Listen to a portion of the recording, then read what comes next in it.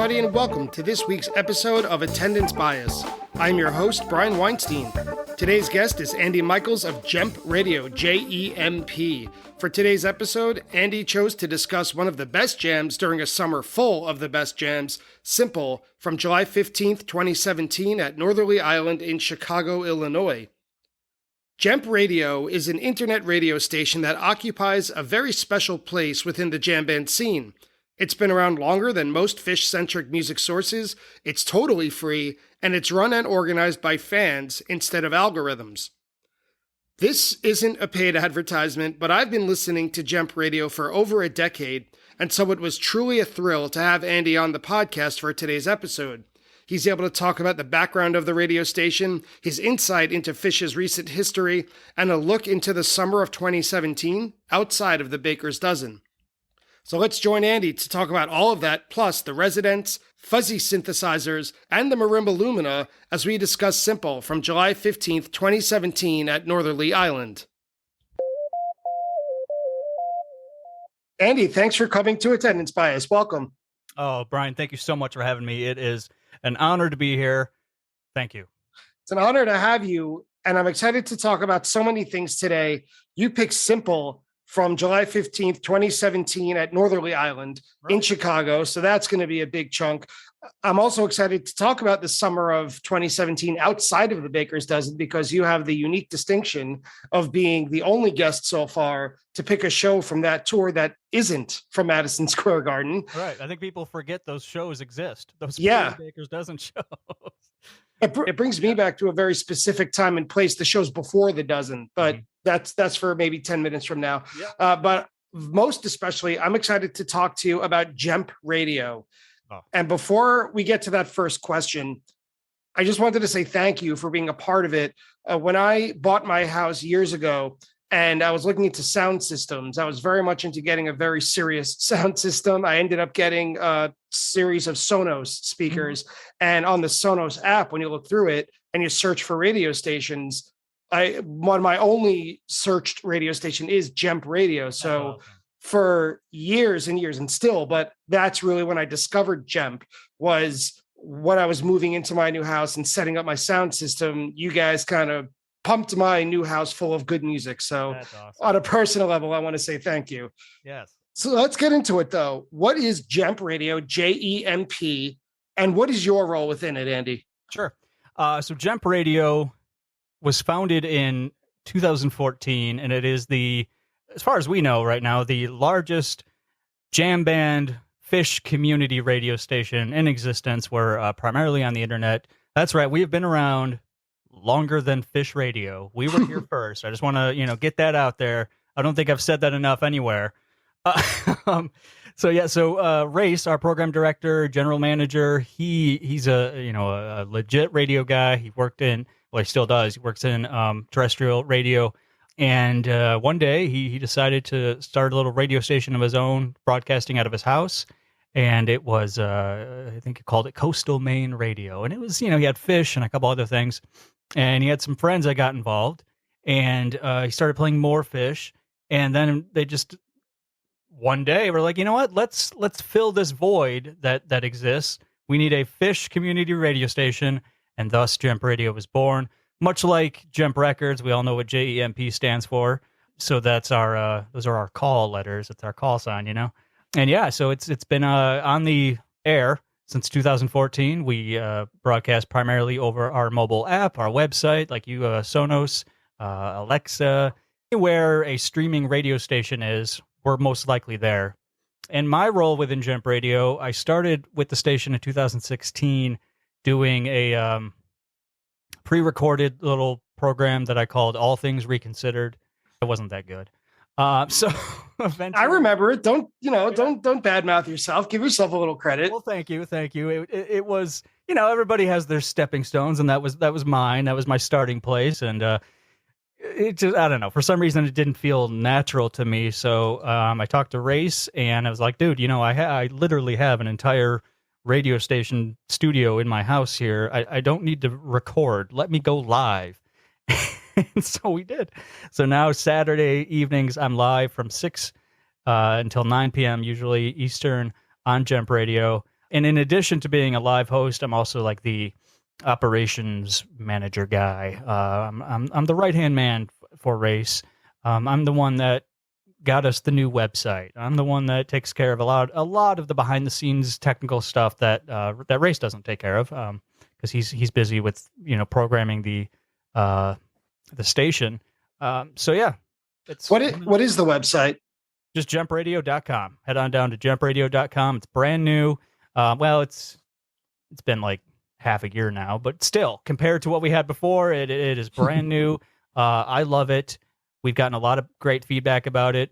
So, if you don't want to download our mobile app, or if you don't have a smart speaker or whatever, you can just go to JEMPradio.com. We have a player right there on the main page when you get there.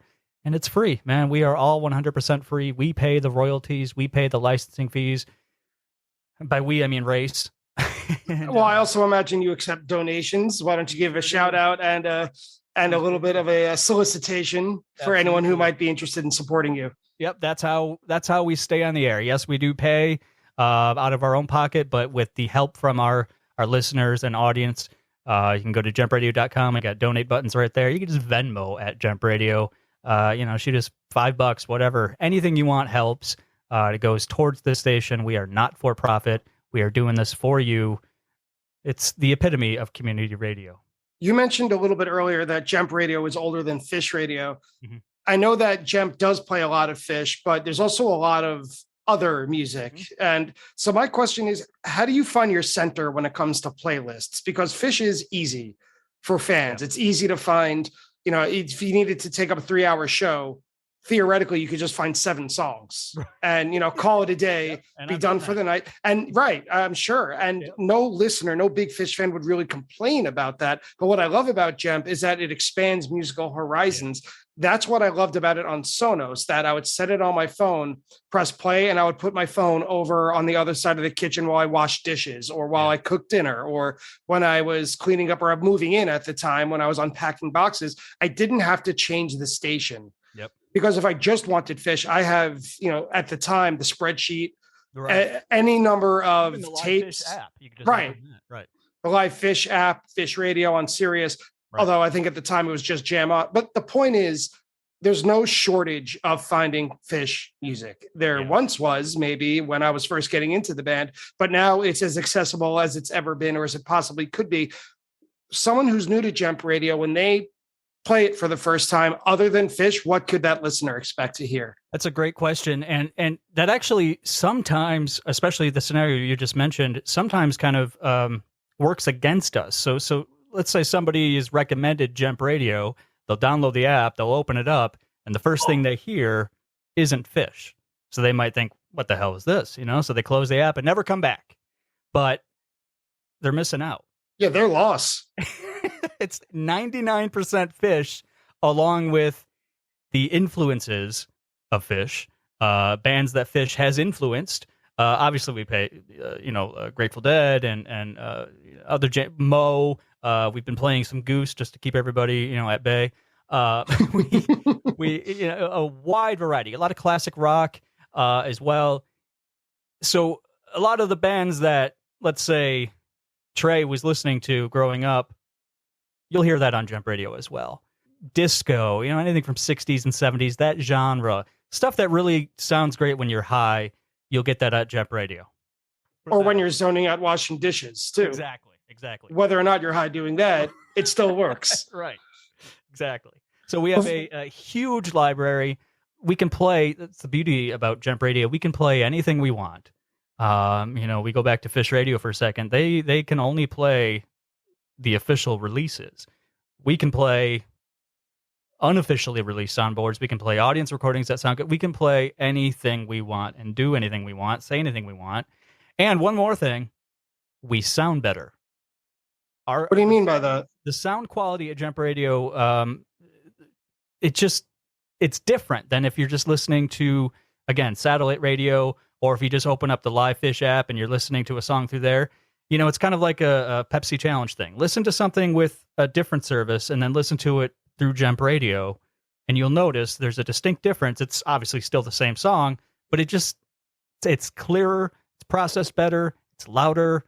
It's just better at JEMP Radio. So one more shot before we move on to the lightning round. Yes. Social media, website, where, when, how can people access JEMP Radio? Yep, we are everywhere. So again, jempradio.com. And then even on jempradio.com, there are links to our social media sites. We got the Facebook, the Instagram, the Twitter. Our Twitter page is constantly going, but mostly because a lot of it is automated. if you listen through, a smart speaker and you don't have the ability to see what we're actually playing, a good way to see our playlist is you could just go to jumpradio.com or go to our Twitter page, because everything that's playing is tweeted out as it airs. Well, Andy, let's hear a little bit about your Phish history, your background or origin story as it is, with the attendance bias lightning round. Sure. Attendance bias lightning round. So, Andy, when was your first Phish show and what do you remember from it? Remembering is going to be... Do people even really remember the shows that well? I remember my earlier shows much better than my more recent shows. Yeah? Okay. Yeah. So my first one was 3609, Hampton, Virginia, the return shows. I got into Phish. It was just about too late when I got into Phish, almost, because it was like 2003-ish, and I was still in middle school, and I wasn't, I was still discovering them. I had gotten into the Grateful Dead big time at that point because of my aunt and uncle. And so they got me into the Dead, and then they introduced Phish at one point, and I was like, well, what is this? And just started listening to Phish more and more. And again, I was in middle school and then high school. I was the one kid in my high school that listened to Phish. And then they broke up. And I just kind of accepted at the time, much like the Grateful Dead, that I was never going to see them. And then, 4.5 years later, that little YouTube video came out, if anybody remembers. What was it, November or October of 2000? It was October 1st, 2008. I remember because I screeched, according to my girlfriend at the time, like a little girl. It was a beautiful video. And that jam, which, by the way, I still don't think there's a soundboard release of that jam that they were playing. I think that was I think the jam was maybe Bug from a Hampton show. But it was a great jam that was playing over that video. So anyway, that video was released, and it was just like, I got to be there. I have to be there. I was, how old was I? 18, 19. Never seen them before.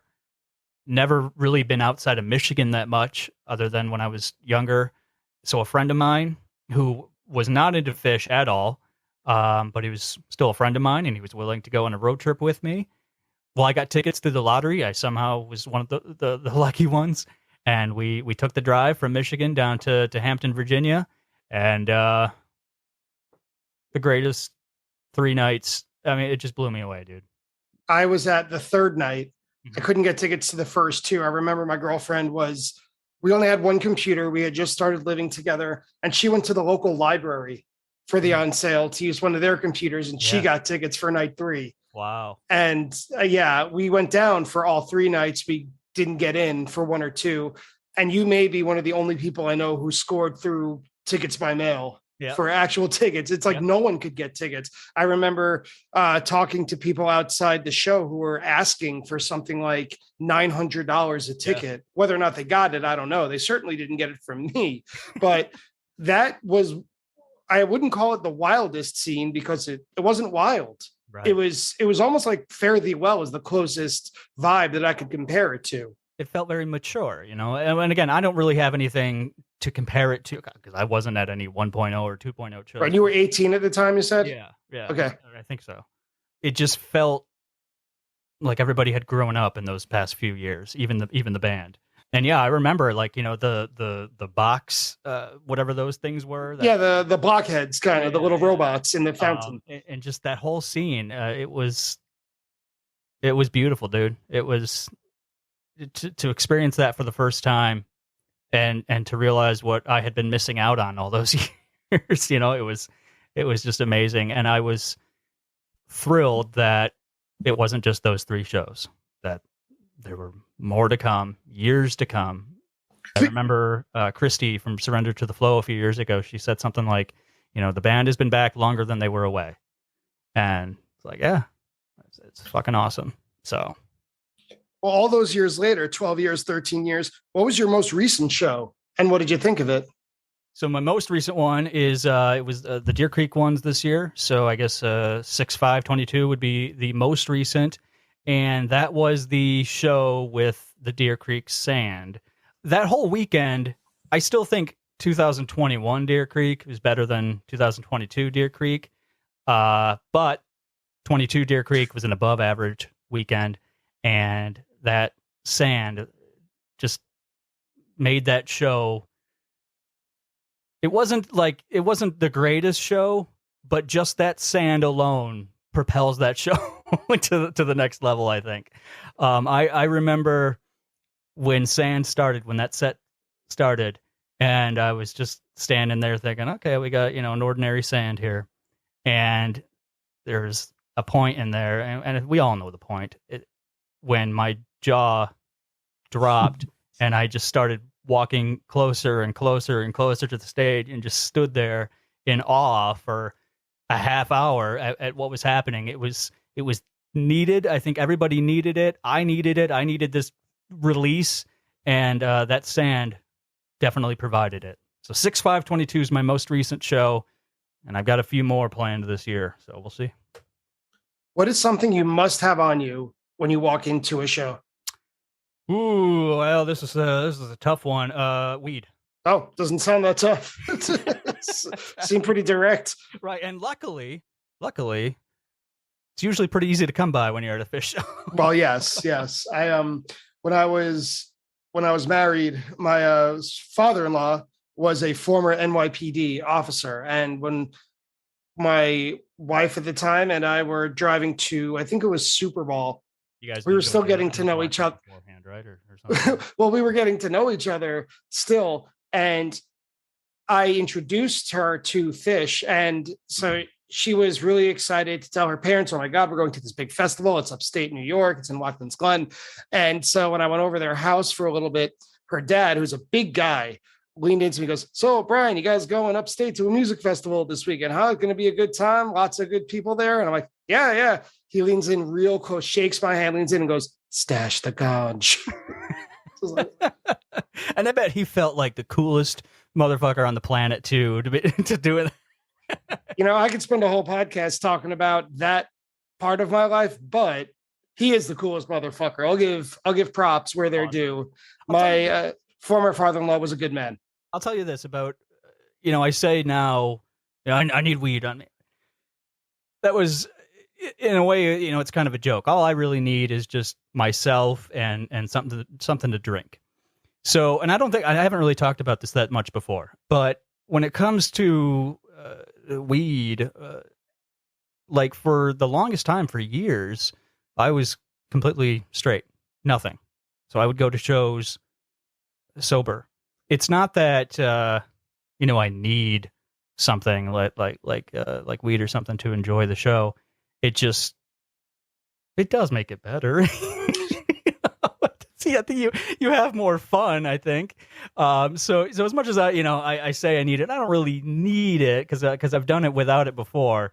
But I'm not gonna not bring it with me now. So. Well, the thing is, after going to so many shows, you realize anything you need, if you're experienced enough, if you're relaxed enough, it comes to you. Yeah. Whatever it may be. Yep. Whether it's a Diet Coke, whether it's weed, whether it's, which my friend Laura actually provided once, mini Airheads during set break, little taffies, which holy shit came better than any drug in the world at the time. Right. It'll come to you, whatever it is. That's one of the great things about our community when you're seeing a show. It's everybody's there together, and everybody may not talk to each other. Everybody may not always be looking at, but if somebody falls, you're going to help the other person. We're not dicks to each other like some other communities, other audiences. And you're right. Things just kind of come to people. And I think that I think there's a lot of people in our community that have the ability to sense when somebody needs something. So that helps. But yeah, if I was, especially with weed, I mean, it's everywhere, dude. You can't, people are That's true. offering it to you left and right. Andy, what is your most controversial Phish opinion? We have a lot of people in our community that are very opinionated, extremely opinionated about Phish and the music and songs and this and that. And I tend to try to not be one of those people. But there is one opinion that I have that whenever I say it, people instantly are like, "Oh, shut the hell up." I firmly believe that outside of Mercury, the Marimba Lumina should be used more. And I also think that Trey should be the one to use it more. I enjoyed Trey doing, jamming on the Marimba Lumina. I know a lot of people didn't. And I think Trey picked up on that and stopped. And now we only really hear the thing during Mercury for that brief period of time. But I would like to hear it more. And to go along with that, what's interesting is, I think that, I want more Marimba Lumina, and maybe that's controversial. I don't know. But in addition to that, I also want more theremin, and people seem to love the theremin. Complete agreement with me about the theremin. So. I think the theremin thing is because it's so closely linked to such positive Phish experiences, whether it's Page doing Somewhere Over the Rainbow. Yeah. I forget the date of that show. It'll come to me. I think it was at Merriweather Post. 8/13/96 at Deer Creek, I thought. Actually. Oh, okay. Maybe it was twice, or maybe you're just right and I'm wrong. I have a fact check. I'll double check that one. Okay, all right. And so it's associated with that. Whereas the Marimba Lumina, to me, it struck me as kind of like Descent of the Mule and Mercury. Yeah. And it's kind of like the drums section in the second set of a Dead show, where either it's for you or it's not. It's time to get a drink and take a piss, or you're on the edge of your seat for every note. And it's also kind of like every new toy. Yeah. I know it's part of Fishman's set, but to what you said that Trey should use it more, it's kind of Trey's toy. Right. In Fishman's basement sort of thing. Like he left it at his friend's house. Yeah. And because Trey is, let's not forget, he started as a drummer. So he's very, very in tune with rhythm. And I remember a show in 2004 when he asked Fishman, I think it was August 11th, 2004, right before Coventry. It was at Great Woods. He said he's always wanted to start a song with Fishman doing a drum duel. Mm-hmm. And I think it turned into Timber Ho. Yep. But I think that connection that they've always had, I think he loves that part of it, that he gets to put the guitar down. And in 95, when he had that, I think it was 95 and a little bit of 96, he had that, he had his little percussion set. The percussion set, yeah. Right. Now, let me ask you, would you prefer that little percussion set, or would you prefer the Marimba Lumina? I'd prefer the percussion set because the Marimba Lumina does so much. There's so many different sounds that you could wring out of it, which can go really well, or it could go the exact inverse, really poorly and boring. Yeah. I think the percussion set limits the sound that can come out of it, which almost is better because it forces both Trey, and Fishman didn't really play on it, but would force Trey to kind of pick his spots a little better. Yeah, that's an excellent point. And some of my favorite jams, my favorite song, Free, my favorite versions have that percussion kit, have Trey playing on that. It would be cool to see Trey go back up there and play that thing. Could we have the Marimba Lumina back, but without the LED screens? Yeah. Yes. Because I'd vote for that. Compromise. All right. What is the best musical discovery you've ever made through JEMP Radio? So it was because of JEMP Radio that I finally made the connection and realized who the Residents were. And they've become one of my favorite bands, so much that I've got the little Residents dude. Oh, I see it. Yeah. So I had always seen pictures of Trey and Fishman wearing the shirts, with the eyeball guy tuxedo. And the top hat. Yeah. Right. And the top hat. And never really knew what that was. So when I had a really weird, fucked up childhood, but then again, who didn't? So for musically for me growing up, I was all over the place. I didn't have a favorite band. I didn't have a favorite genre. I was just listening to whatever, was popular, even if I liked it or not. And most of the time I didn't. So my musical knowledge when I was young was not vast at all by any means. So I didn't know who the Residents were, and I barely knew who Primus was. So one day, few years ago, like I knew Primus and I knew Hello Skinny, Constantinople, the song that Primus plays. And one day I just like searched for the lyrics for that, and it said by the Residents. I'm like, well, who are these guys? So then I started going down the path of looking into the Residents, and then I saw the eyeball dude with the top hat, and everything just clicked. It was like all the worlds came together. It was like Phish, Primus, Residents, and I started listening to the Residents, and then I went back and listened to there's a You Enjoy Myself from the early 90s with a Hello Skinny vocal jam, and I listened to that, and it just like it was huge for me. And I did it because I was programming my show. I was programming All Things Reconsidered. I was trying to find stuff to play, and I was picking a Primus song, and I saw Hello Skinny and just started listening to that, and yeah, that's how it all happened. And from then on, the Residents have been one of my favorite bands. So yeah, I'd have to go with the Residents.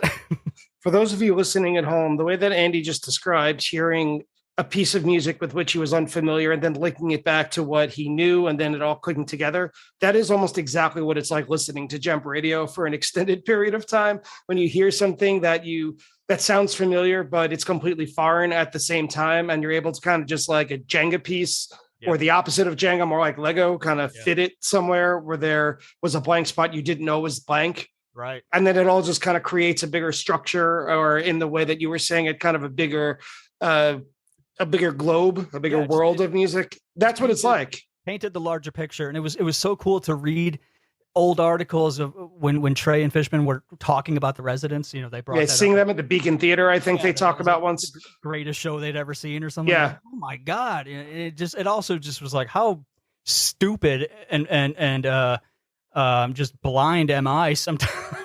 It's like, to not know about all of this. But yeah, it was like an epiphany, dude. It just, everything came together, and it was awesome. So.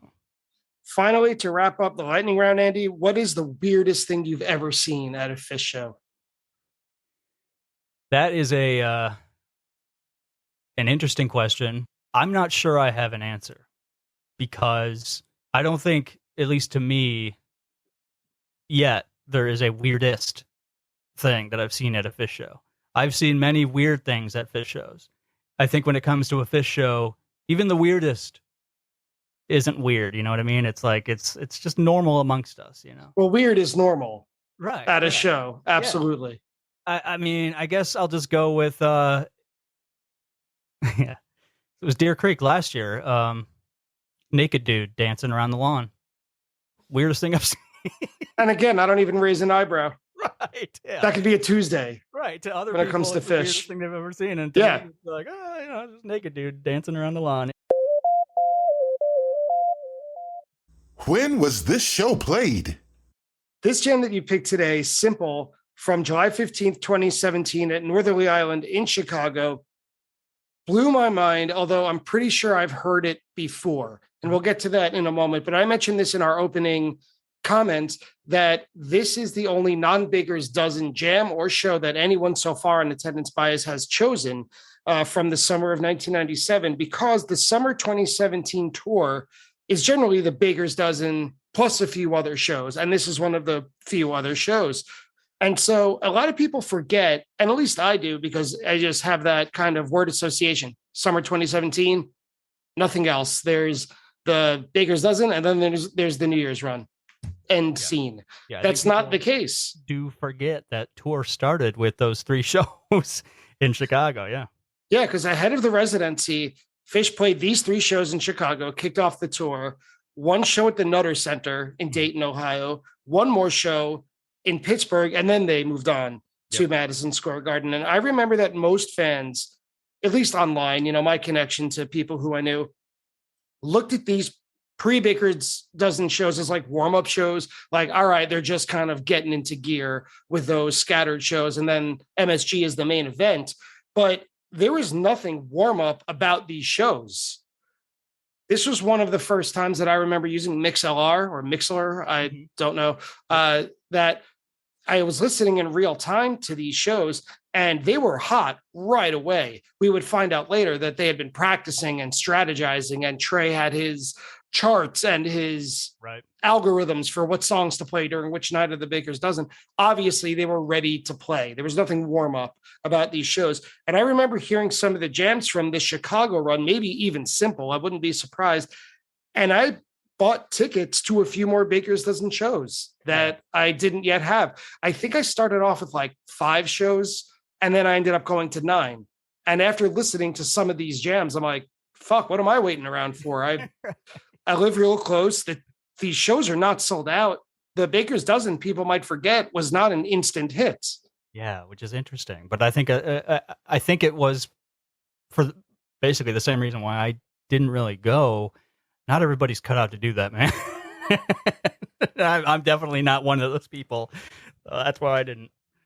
Yeah, I mean, I've talked about this on this podcast before, but I was in a prime time to do it. I'm a teacher, so I'm off all summer. I don't work a summer job. I get a not gigantic, I don't want to overblow it, but I get a large, they call it a balloon paycheck in June at the end of the year. So it feels like you're rich, but then you don't get paid for 2.5 months. So you end up back where you started. But it feels like that. And so when you have your favorite band playing 13 shows, a short train ride away, and there's no such thing as weekends or weekdays anymore, no clocks. That's that. It's why not? And my first show that I had tickets for was the 25th, Jam Filled. And then when I heard some of these jams from Chicago and Dayton, I figured, why not? So I changed it. I bought a few more tickets. I remember getting the ticket to the Velvet night, the Red Velvet, the previous Sunday, the Sunday before the Jam Field night. And there was something about it. There was something about these shows that deserve a second look. Absolutely. And so today's show is in the middle run of a 3-day run in Chicago, and Simple was played after Corona, I believe. Was it the second set? Yeah. So Corona kicked off the second set. That was the Phish debut of Corona. Phish should bring back Corona, by the way. You know, if there's anything that this world needs more of right now, it's more Corona. And there'll be 1,000 memes in 48 hours, and then it'll be completely forgotten that it's a thing. Right. Well, if we've got the, take off your mask lyric, I mean, you might as well play Corona again. Why not? But that was, the Phish debut of Corona, the one and only time Phish has played Corona. I know that Trey opened, the Beacon Jams opened with Corona. So that was funny. But the second set from that show, 7/15/17, opening with Corona. A lot of people had no idea what that was, but we knew what was next. Well, take it back. Who were you in the summer of 2017? Where were you as a Phish fan? I started with JEMP Radio in 2016. It's funny. There were a few people that like knew me from JEMP Radio in 2017. I was not expecting that. I had just gotten through a breakup, and I was drifting, I guess. And I had a house, a job, everything was fine for the important stuff, but I just wasn't feeling all there. And my brother, he had left home a couple years prior and went out to Chicago. He's back now, but went out to Chicago and was living out there. And it was like, well, I don't think I'm going to do the Baker's Dozen. So obviously I should do these 3 shows, stay with him and I'll go alone and just have a great time. So that was me. I was accepting that I wasn't doing Baker's Dozen in spite of everybody telling me, get your ass out here. And I was like, yeah, okay. And hoping that the 3 shows that I was going to see, that they weren't really warm-up shows. I think it worked out that way. Well, of the 25 shows that you've seen and all the jams within those shows, why do you have attendance bias toward this one? Why did you pick it?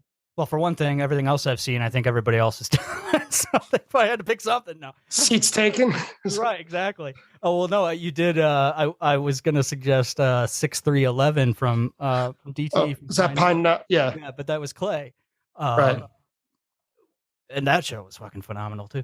Again, I was going through, a rough time. It had just, the breakup really hit me, and needed a release, and I got that with those 3 shows, and I felt rejuvenated after those 3 shows, especially that, night 2 there with that Simple.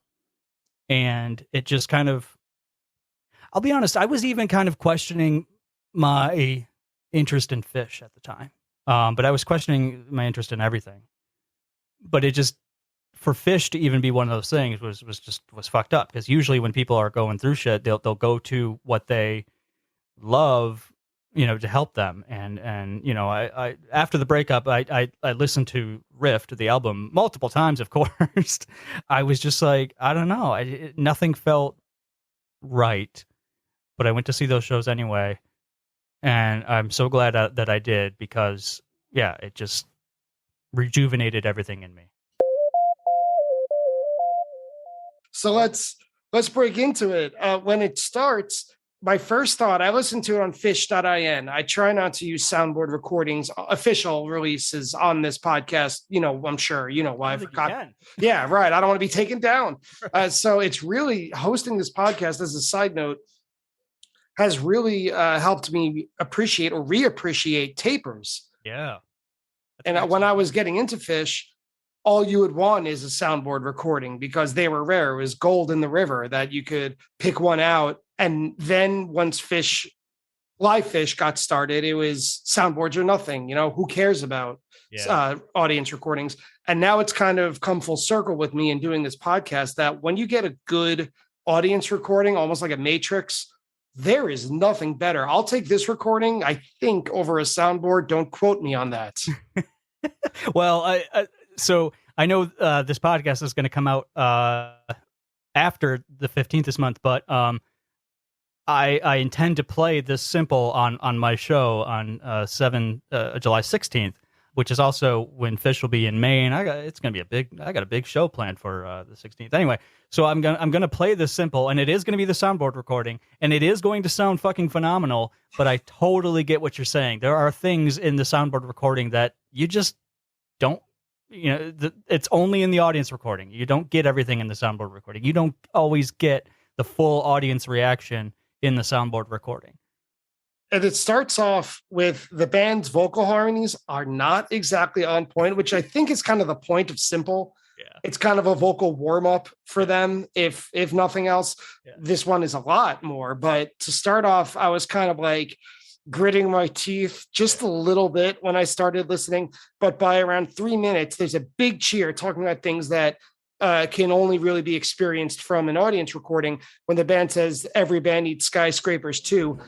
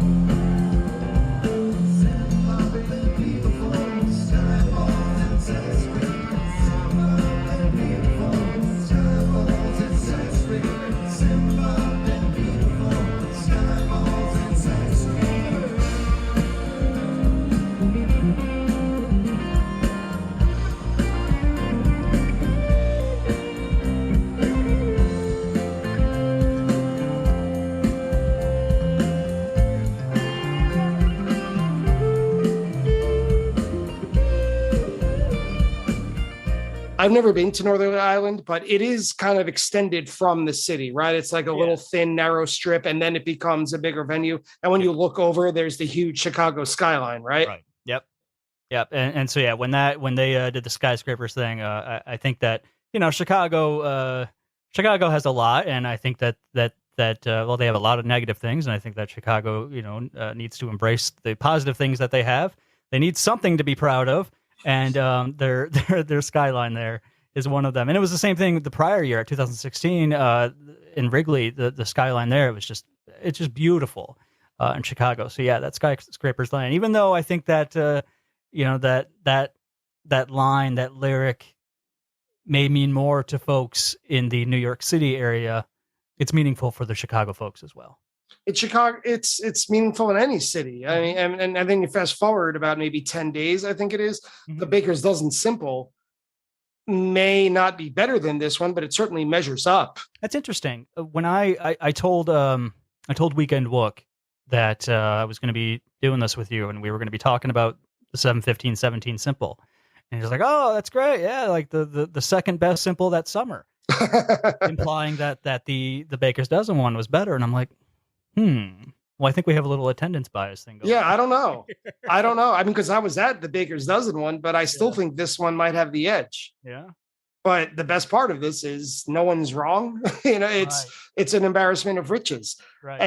And once the jam starts in this Simple, like a lot of Simples do, it's very soft, it's very serene. It's still along the main theme of the melody of the song. But then Mike, he's the driver of almost this full jam. Him and Paige, I think, where Trey gets almost all the spotlight in almost every big time jam. Mike and Paige are the big standouts here. And around 4 minutes to about 5.5 minutes, this is where they both enter and say, "This is our show right now." Yep. You absolutely spot on. Mike, you could feel it seeing the show live. Mike took charge early on, especially of Simple. They got through Corona, and then Mike was like, "All right, now we're going to play Simple." Took charge and was, I think, in charge consistently throughout the whole thing. Trey may be the leader of the band, but that Simple, you're right, Mike and Paige, but Mike was the manager, Paige was the assistant manager. Assistant to the manager. Yeah, right.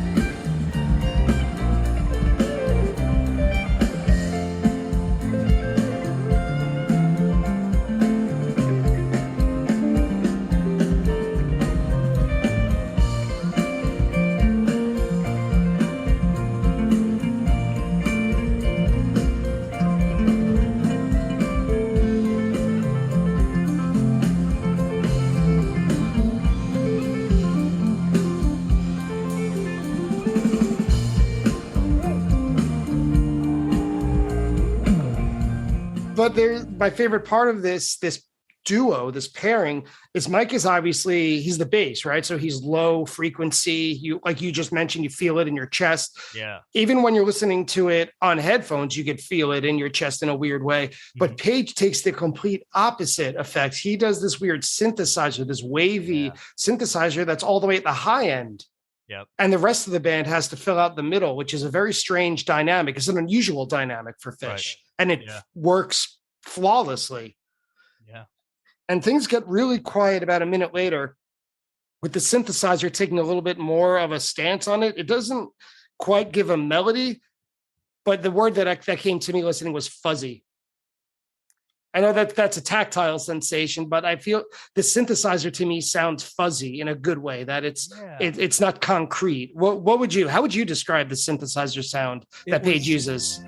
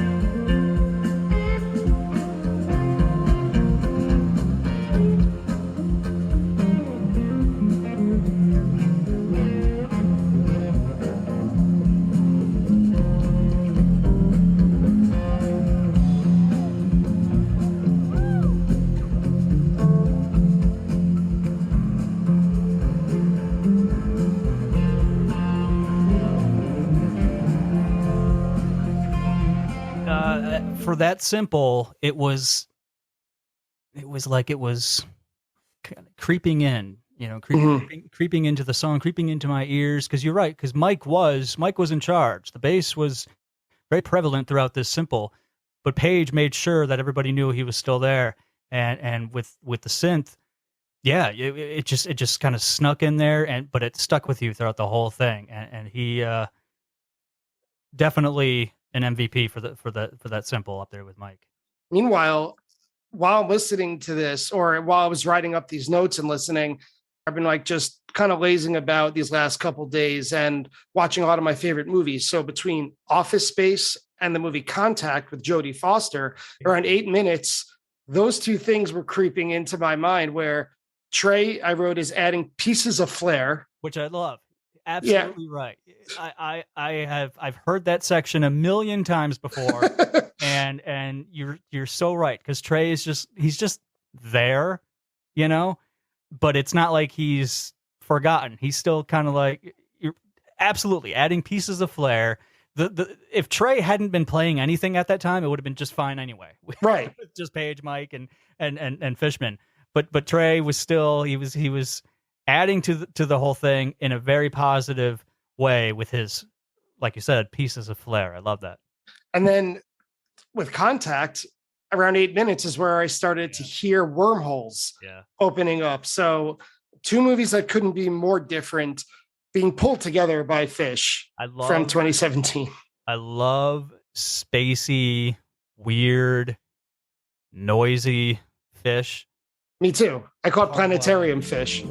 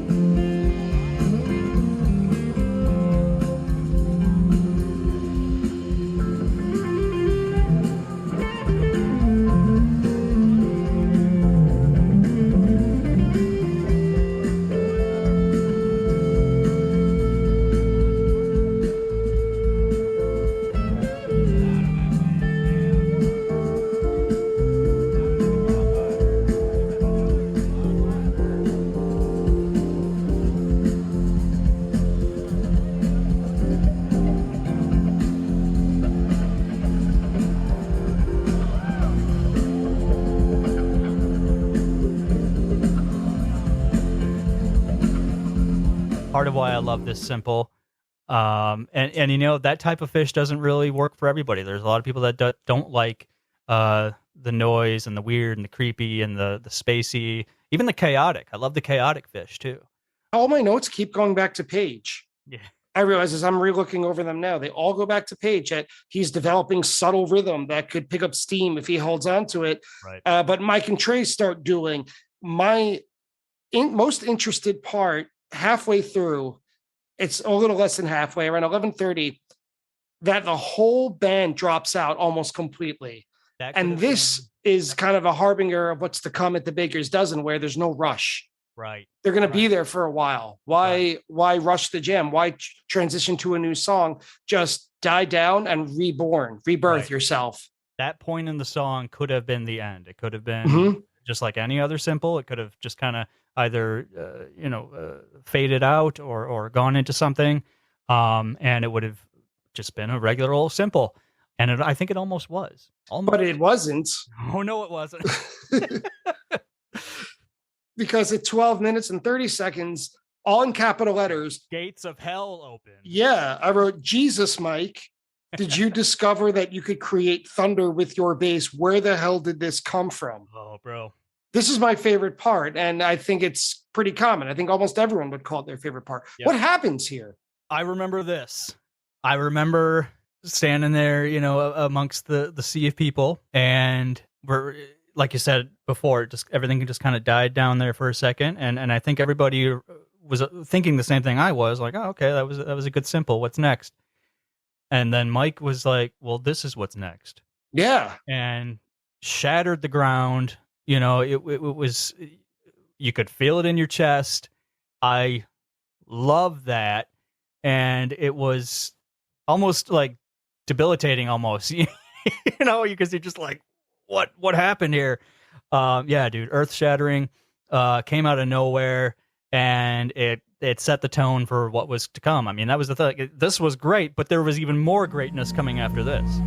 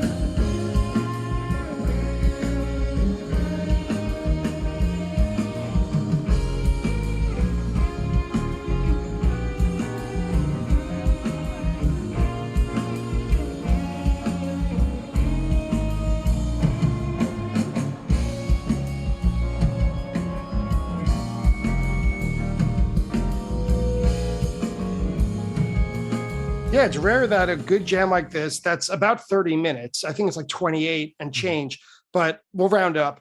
That's about 30 minutes. You could almost completely split it into first and second half. That does not normally happen. Right. Yeah, great point.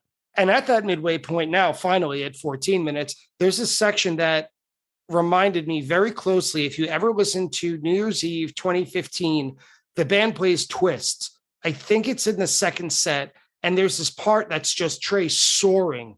If I had a better guitar vocabulary, it would serve me well now, but I don't. But it's these long, extended, sustained notes. And this is almost the exact same thing. There's a peak and twist to from 2015 New Year's Eve. And if you get the chance, listen back to it, you'll hear this simple there. I know that I've heard that twist again a million times, but I'm going to listen to it when we're done here. Yeah. That was... I'm curious. Let me know your thoughts. Yeah. And what I really like, though, about this kind of Mike takeover part is it gives Fishman a chance to become a lot more present, because in the first half of the jam, he's quite subtle. He's focusing mostly on his cymbals. Yep. He's either keeping a steady beat. He's quite quiet for the first half. And then when Mike steps forward with his thunder fingers with respect to John Entwistle, Fishman is like, all right, I got you. Now, all of a sudden, it's a straight ahead 1970 heavy rock band, whether it's the Faces, Led Zeppelin, one of those big rhythm sections. All of a sudden, Fishman's here. He joined the party, and he focuses on the toms, where I got faked out. I think you said this too in our conversations beforehand, that it's almost Timber Ho, but it isn't Timber Ho. Or is it? it as far as I'm concerned, it was Timber for 30 seconds.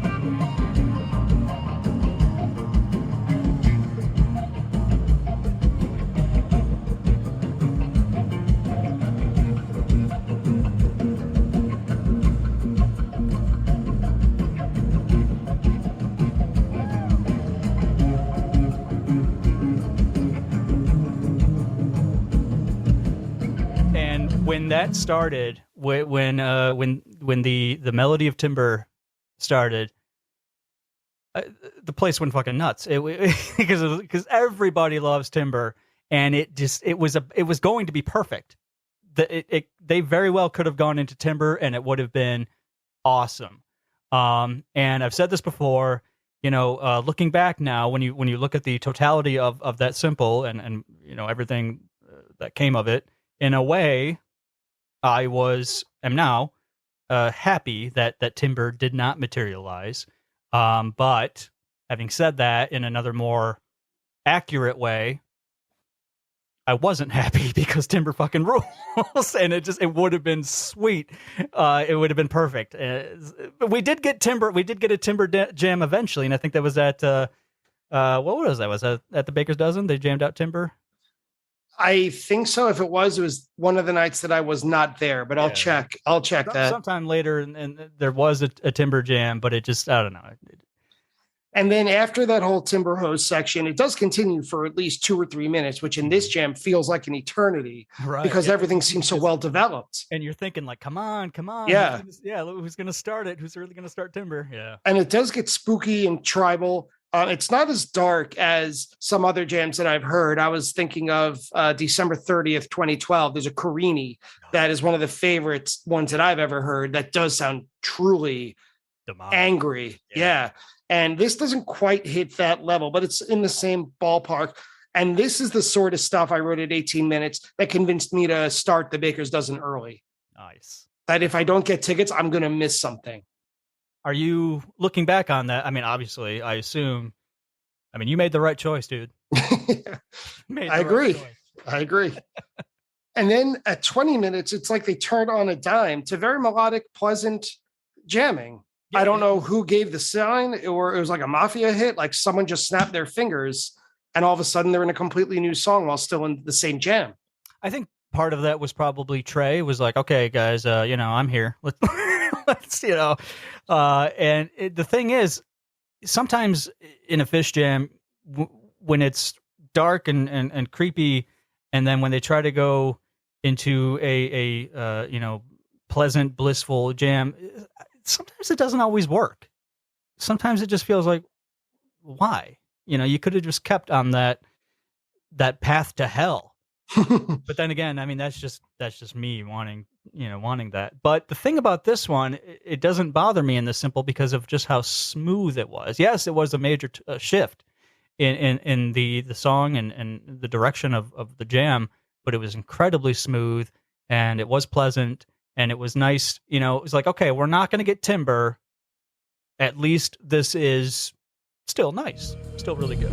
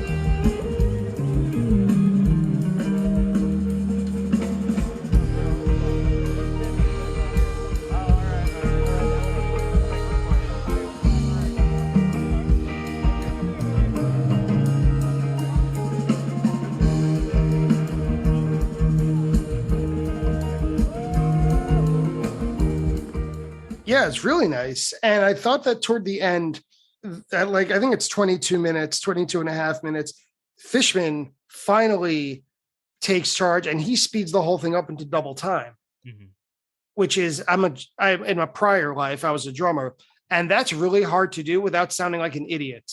Like as a drummer in a rock band, you can't just change the tempo of a jam, especially of an improvised piece, without the whole rest of the band getting completely disoriented. And he does it, and they don't miss a beat at all. I wrote in capital letters, "Happy Dance." And it was. I do remember that too, because again, people wanted Timber. I wanted Timber. I wanted us to keep going down that path. We didn't, and things got more joyous. But it was great. It was a happy dance, and it was needed, I think, so that way we all didn't, go to hell, I guess. I don't know. Well, it's good that they didn't back themselves into a corner. Right. Yeah, that there was places for this to go. Right. They decided we're not going to play Timber, so we got to do something, and they did it beautifully. And to wrap it all up, Trey started playing an extremely fast rhythm. I thought, because I'm so inclined toward The Who, that it sounded almost a little bit like Won't Get Fooled Again, the synthesizer part, not the guitar part necessarily. And then Mike comes back in, Page on synth. It's almost like the beginning of the jam again.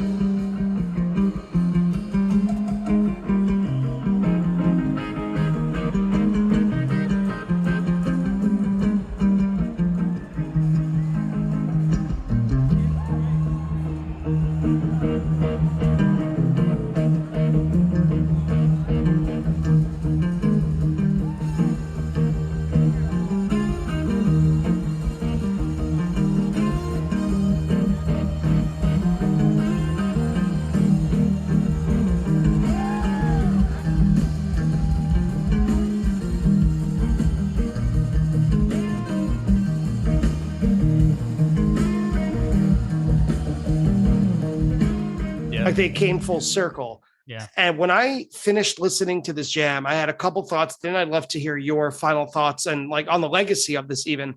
First, my thought was I'm exhausted from listening to this jam. My ears are exhausted. My brain is exhausted from just being pulled in so many different pleasant ways.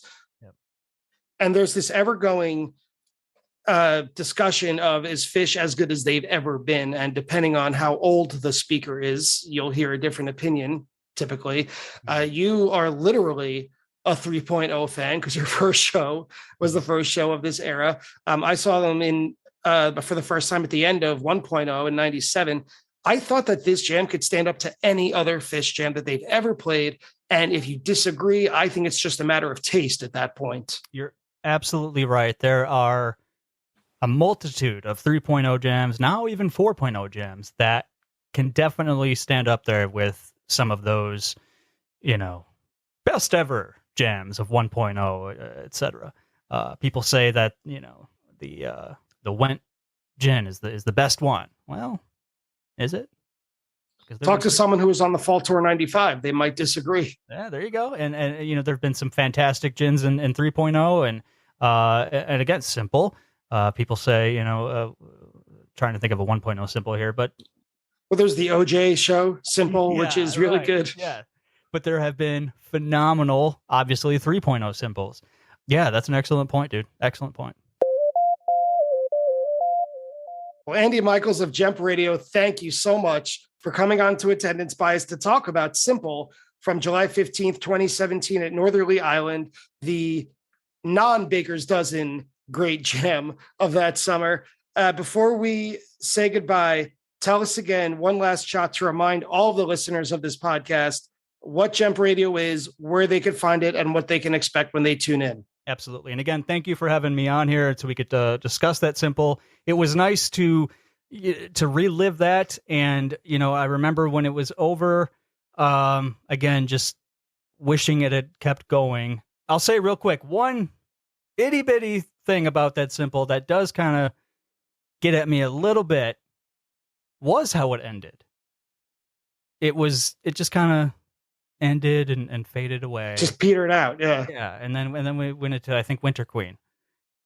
So thank you very much for having me on here to discuss that, and I hope that, if there's anybody that has not heard it before, that they listen to it and enjoy it, and then afterwards go listen to Timber, because you have to after you listen to that. Simple. And remind us about JEMP Radio. Yes, JEMP Radio, jempradio.com, or you can download the mobile app. Just search for JEMP Radio.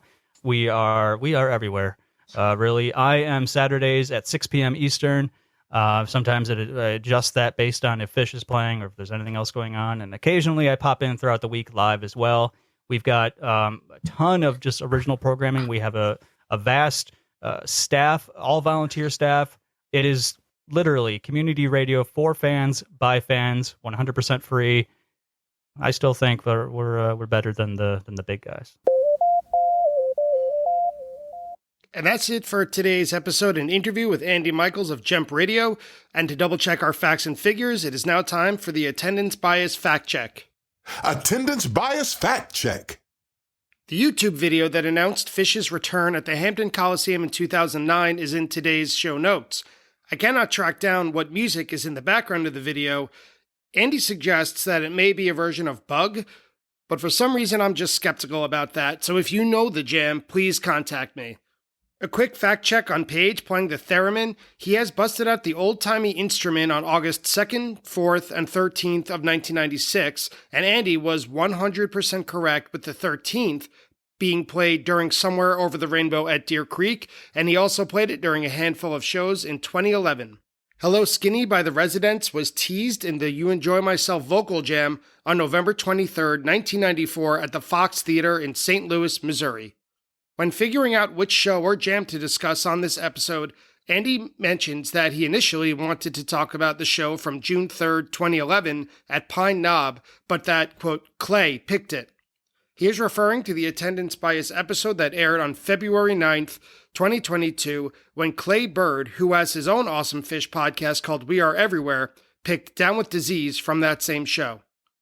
The Baker's Dozen Simple was played on Sunday, August 6, 2017, so I was wrong when I said you'd have to fast forward 10 days after the Northerly Island Simple, more like 22 days.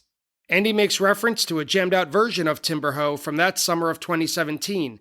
He was correct. That version was played on July 21st, 2017 at the Garden, which was the coconut night of the Baker's Dozen. The Phish.net Jam Charts describes that version of Timber Hoe as, quote, an unusual take.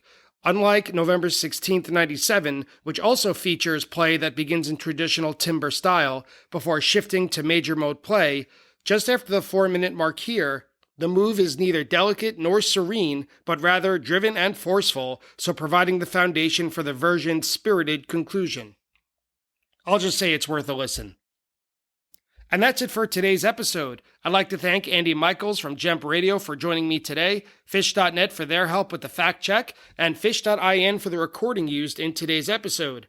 If you enjoy Attendance Bias, please support the show by leaving a rating and a review of the show on your favorite podcast app. And you could also support the show financially by visiting www.buymeacoffee.com/attendancebias and donating anything you can. Every penny helps. Thank you again for listening, and I'll see you next week on Attendance Bias.